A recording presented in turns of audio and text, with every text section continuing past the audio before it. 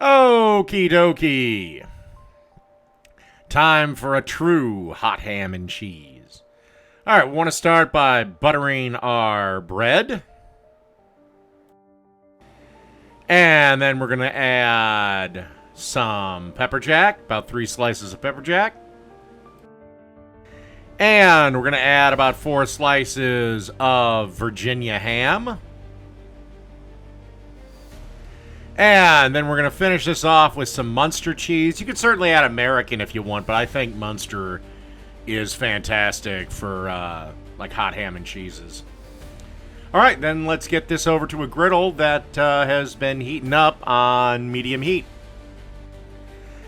Okie dokie. Got our sandwich griddling away. And after a couple of minutes, we want to give this a flip.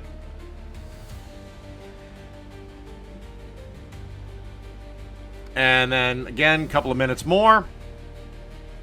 And it should be good to go. Give it a press down. And, again, you want to create some steam. Of course, I have to adjust everything because everything's got to look all pretty. And then, yeah. Should be ready to go. All right. Only thing left to do is cut our sandwich in half. And that's that.